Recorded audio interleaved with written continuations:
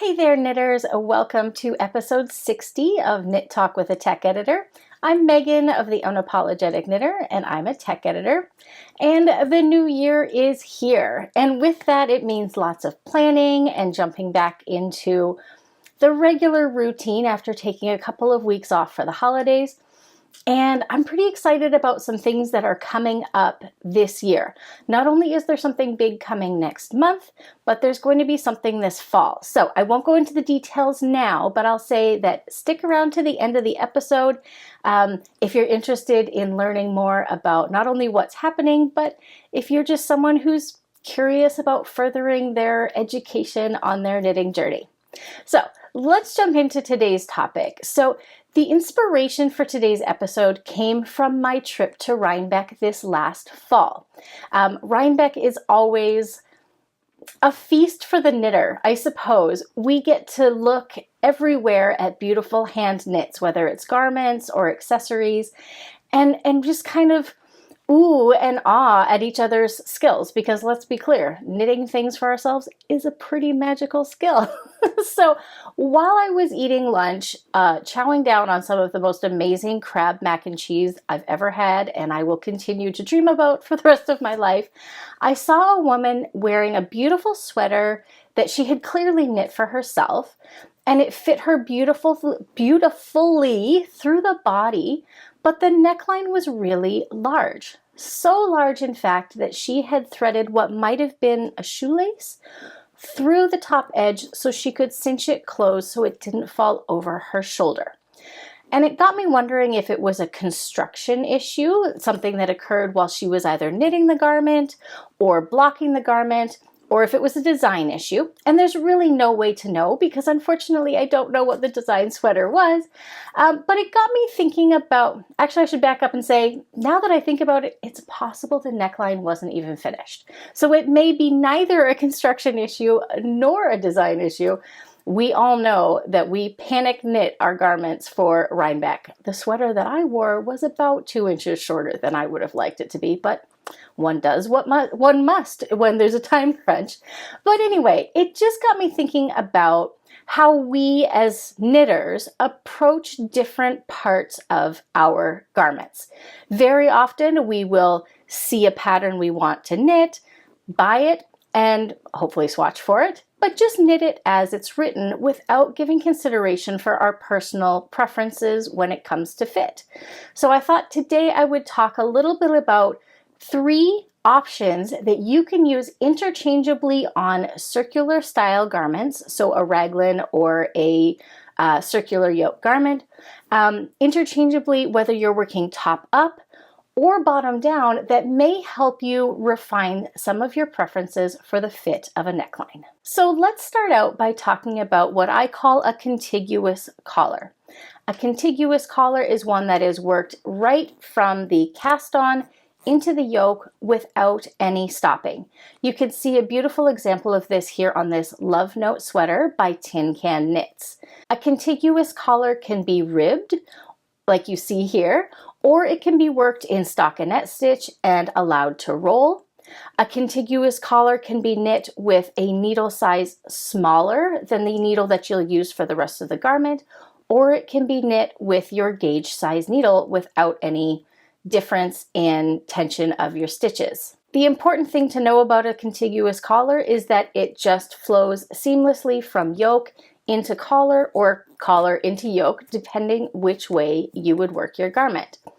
If you're working top down, you're simply going to cast on the total number of stitches for your collar, work whatever fabric is required for the collar, whether it's stockinette or ribbing or really anything, and then you flow seamlessly into the shaping of the yoke without any stopping.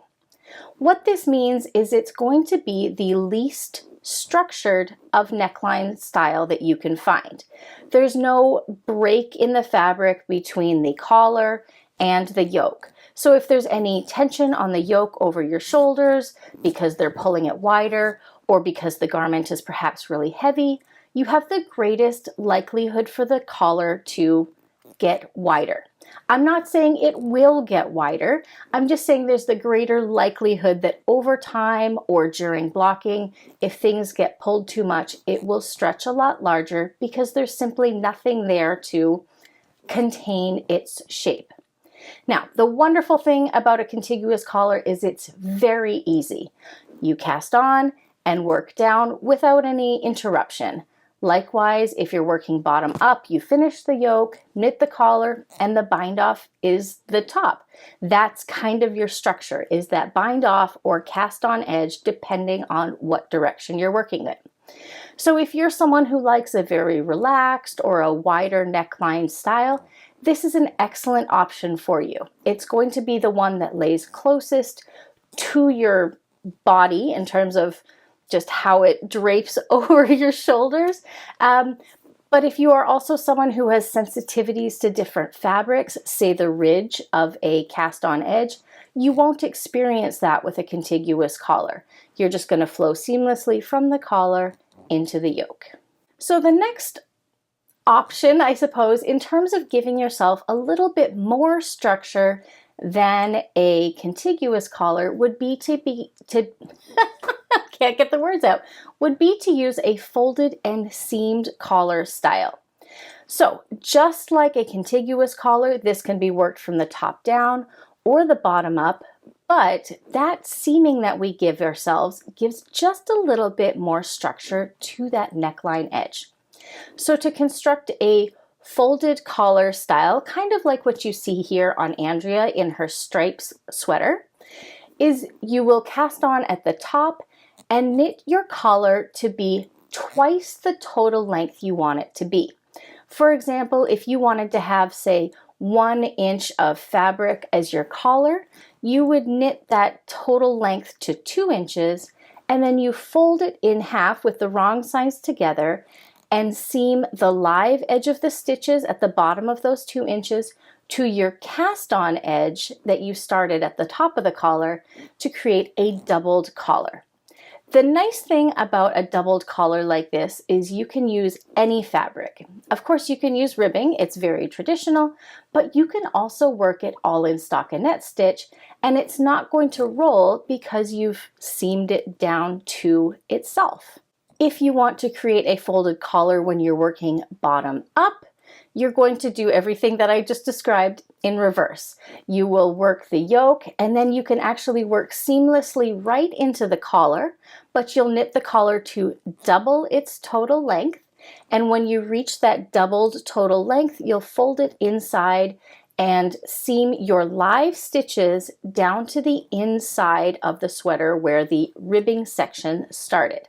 If you would like to give yourself even more structure when you are binding off for a double, or when you are about to seam for a folded, boy, I'm having a hard time today. If you're working bottom up and you want to add a bit more structure to a folded collar style collar, you can bind off the stitches before you seam them to the inside rather than seaming the live stitches. That just gives you a little bit more structure. It acts a little bit more like if you're knitting top down with a cast on edge. So there are several different techniques that you can use to seam a folded collar to the inside, many more than I have time to talk about in a video. So I would recommend that you search YouTube for folded knit collar.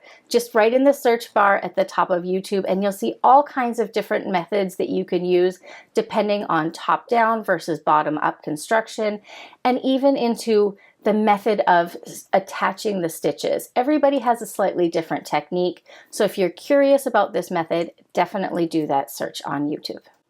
So now I want to talk about my favorite type of collar, and it's also the collar that would give you the option for the most amount of structure, and that is a picked up and knit collar. This can be constructed top down or bottom up, and the reason I love it, well, I suppose it's twofold. One is I have fairly narrow shoulders, and I don't particularly like it if you can see the straps of any undergarments that I might be wearing, but I also just like, much like this cowl that I'm wearing, a nice tight fitting collar. that's a personal preference.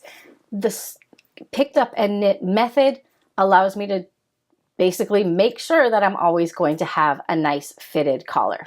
The other reason I really like it is I love to do a tubular bind off on the edge of my collars. That's a method where the knits and purls at the top edge kind of roll into each other, so you don't have a flat edge, but it looks like the fabric is just rolling into on itself. That's a really lovely part of doing a picked up and knit collar, is you can finish the edge of your collar using that tubular bind off if you like it, and it doesn't matter if you've constructed your garment top down or bottom up. So let's talk about the construction with this type of collar. So for a top down circular or raglan style sweater, instead of casting on at the top of the collar, if you want to use the picked up method, you're simply going to cast on the number of stitches that your pattern calls for the collar, but you're not going to work any collar. Essentially, you're casting on what will be the bottom of your collar. You'll work your yoke just as the pattern calls for, and then you'll go back and pick up and knit the stitches and knit them upwards from the cast on edge. The really nice part about casting on at the top of the yoke for a picked up collar is when you pick up the stitches, it's just one stitch for every stitch you cast on. So your number of stitches aren't changing. You're not modifying the pattern so much as you are just giving yourself a little bit of structure. Now, if you're working your sweater bottom up, you're basically doing exactly the same thing. You're going to knit to the end of the yoke instructions, and instead of proceeding directly into the collar, you'll bind off all of those stitches. Then once you've bound off, you're simply going to go back in and pick up and knit stitches into that bound off edge. Now, it does seem like a bit of an extra step because you're picking up into stitches you just bound off, but this is a method to give you structure around a neckline, not to make a modification to the pattern in terms of the size of the neckline necessarily. So here are a couple of tips I have as someone who loves the picked up and knit collar method. The first one is, if you are working your garment top down, meaning you're casting on the stitches for the bottom of the collar or the top of the yoke, don't use a provisional cast on. I know that sounds really smart because you are then, instead of having to pick up and knit stitches, you just have live stitches to pick up from your waste yarn, but that would defeat the purpose. A provisional cast on allows you to work the stitches at the same tension you would have worked the yoke, and you'd essentially be recreating a contiguous collar. There would be no structure there. So I find a long tail cast on works perfectly, whether you're casting on to work a top down yoke or a standard knitwise bind off if you're working a bottom up yoke. The second tip is if you want a super structured collar, perhaps you're working with a superwash yarn that maybe has a little bit more stretch, go down one needle size for the cast on and then go to your main fabric needle for your yoke. So let's say you're working a sweater that has you work your main fabric of your sweater using a US 8 or a 5mm needle. Go down one needle size to a US 7 or a 4.5mm needle just for that cast on edge. And then as soon as your stitches are cast on and you begin to work in the round, go up to your main fabric needle. It just gives you even more structure to make sure that that neckline's not going to go anywhere. I actually use this method on my Louisa sweater, which uses a delightfully bouncy bulky weight superwash yarn from UU Yarns, which you know I've talked about before on here. It just gave me the confidence of mind knowing that that neckline was not going to go anywhere. I just wanted it to be nice and crisp and stay exactly where it was supposed to be. One other thing that's worth noting for the picked up collar method is you can use the folded method and the picked up method kind of in conjunction with each other. So you would work your yoke just as I've described for the picked up method, but when you pick up your stitches and knit your collar, you will knit it to double the length and then fold it in with the wrong sides together and seam it in.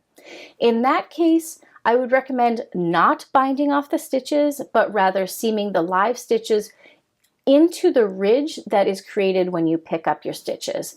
That will give you a nice clean edge without the extra bulk of seaming a bound off edge to a picked up edge.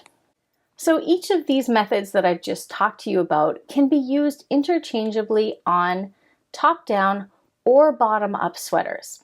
If the sweater that you are trying to knit calls for a contiguous collar on a raglan style yoke, but you want a folded collar, you can do that. The number of stitches you cast on would not be the same. The same for a picked up collar. If your pattern calls for a contiguous yoke or a contiguous style collar with, say, 96 stitches, you can do exactly the same thing for a picked up stitch. You'll still cast on 96 stitches and then work the yoke and then go back and pick up the same number of 96 stitches and work your collar. So it's really a matter of customizing your neckline for the amount of structure that you feel you would like to have on your garment. If you've got questions about any of these methods or need clarification, don't forget to leave a comment below and I will do my best to get back to you as soon as I can. So before I sign off, I wanted to take a few moments to share with you what's coming up in 2025.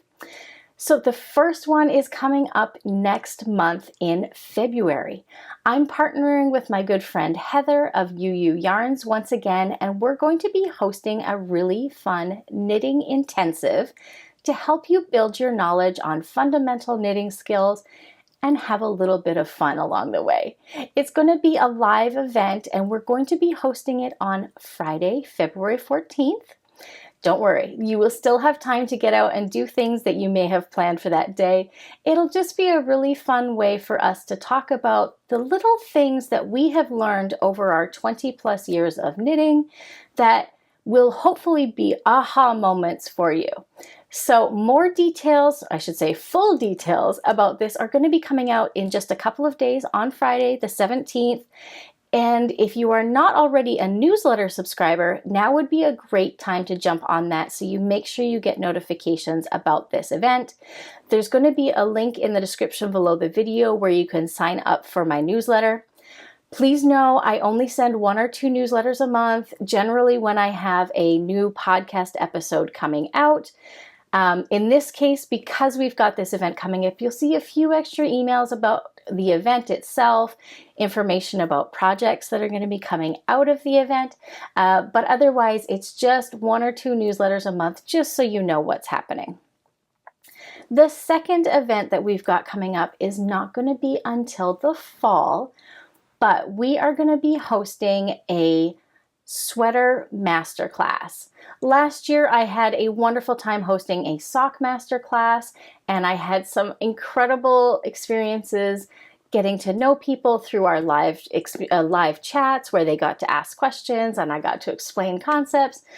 So this year we are going to do it with sweaters. There's going to be an option for a textural yoke sweater and a color work yoke sweater. It's going to just be a bit of a choose your own adventure sort of thing. But you'll be able to apply the theories that we just talked about today with collar options to that garment. So there's no defined date on that yet. It will be September of 2025, but we have not confirmed a start date. So definitely keep an eye on your inboxes for that. So in 2 weeks, I'm truly hoping to have the compound raglan sweater video ready to go, but it is a big concept. And as we are rolling into the new year, you can imagine my clients are keeping me a little busier than normal. So I'm going to try to get that done for 2 weeks from now, but believe me, it's in the queue. Thank you so much for spending your time with me today. I hope you have a wonderful rest of your week. And as always, happy knitting.